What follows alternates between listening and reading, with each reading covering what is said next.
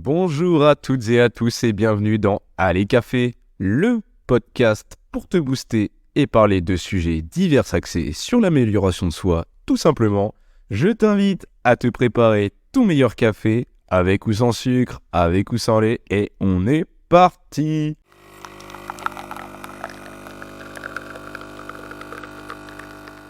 Dans cet épisode, nous allons explorer un thème qui aujourd'hui ça peut faire débat, le thème de la solitude. Donc la solitude, tu vois, ça peut être perçu comme à la fois une expérience difficile, mais aussi, faut le voir comme une opportunité de croissance personnelle. Et dans notre société moderne, où aujourd'hui la connexion constante est valorisée, il est important en fait d'examiner de près cette expérience de la solitude et en fait d'en comprendre les différents aspects, je trouve. Donc dans cet épisode, on va discuter de différentes formes de solitude, de ses effets sur notre bien-être, ou le contraire, bien sûr, ainsi que des moyens de trouver en fait, un équilibre sain entre la solitude et la connexion sociale. Alors tout d'abord, il y a différentes formes de solitude. Il y a la solitude volontaire, donc c'est-à-dire c'est une solitude où nous avons choisi consciemment d'être et de passer du temps seul pour nous ressourcer, réfléchir, poursuivre, tu vois, nos intérêts personnels. Donc c'est des moments en fait où tu choisis d'être seul, tout simplement, et c'est très bien. Et il y a aussi la solitude donc involontaire, donc c'est des solitudes où tu la subis, c'est-à-dire c'est une solitude que tu vas subir, je sais pas, par exemple suite à un déménagement, à une rupture amoureuse, la perte d'un être cher, où en fait ça peut engendrer beaucoup de défis émotionnels. Et aussi cette solitude involontaire, elle peut se transformer en solitude volontaire. Je sais pas si tu vois ce que je veux dire. Comment dire ? Tu vois, après une rupture, forcément, là, ça va être une solitude involontaire. Mais pour te reconstruire, en fait, tu vas avoir besoin d'une solitude volontaire. C'est-à-dire tu vas vouloir passer du temps avec toi-même pour te reconstruire, pour aller faire du sport, je sais pas, construire une carrière professionnelle différente que ce que tu avais prévu avant. Et donc voilà, elles peuvent être connectées entre elles, ces deux solitudes volontaires, involontaires. Et donc c'est les différentes formes qu'il peut y avoir. Et ensuite, quels sont les effets de la solitude sur notre bien-être ? Déjà, les aspects positifs d'être seul ou dans la solitude volontaire, notamment, c'est de mettre un bienfait, d'avoir la possibilité, tu vois, de te connaître toi-même plus profondément, de cultiver ta créativité, lancer des projets créatifs, comme moi par exemple, j'ai lancé ce podcast, tu vois. Ça peut permettre de favoriser la réflexion sur toi-même et aussi donc l'introspection. Qu'est-ce que l'introspection ? C'est regarder à l'intérieur de soi. Une forme, tu vas porter attention à ton état, à tes pensées et essayer de mieux te connaître. Et en fait, de mieux te connaître, ça va permettre quoi après ? D'avoir des meilleures connexions sociales aussi quand tu te connais mieux. Quelqu'un qui sort tout le temps, qui n'est jamais seul, en fait, c'est quelqu'un qui ne se connaît pas au fond. Parce que cette personne-là, quand elle va se retrouver seule par une solitude de manière involontaire, tu verras que niveau émotionnel, ça va être très très dur pour cette personne, car elle ne se connaît pas.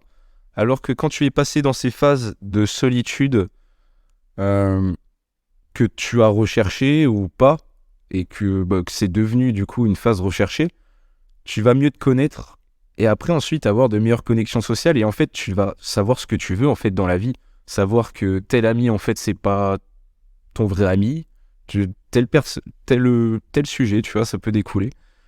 Donc moi ce que je vous conseille, c'est de trouver, ça découle un peu de ce que je dis, de trouver un équilibre sain entre la solitude et la connexion sociale.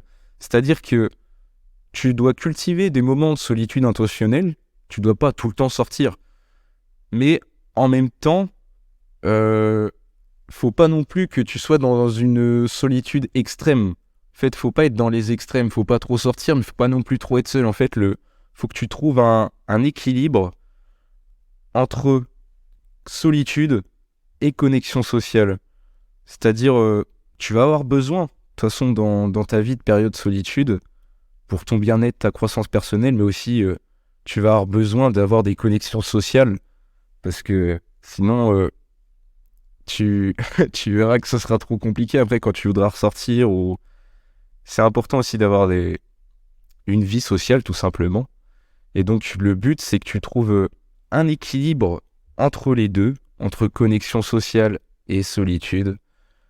Et donc, moi, ce que je peux vous conseiller pour gérer la solitude, pour ceux qui pensent qui se sentent seuls notamment, même s'ils sortent de temps en temps, qui se sentent seuls, c'est je vous encourage à être bienveillant envers vous-même.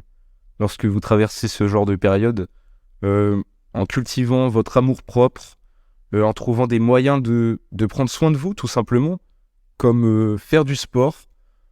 Moi, je sais que personnellement, quand mentalement, ça ne va pas trop, je vais à la salle, et une fois que je sors de la salle de sport, en fait, tu resets ton cerveau, tu resets ton mental, et ça fait un bien fou.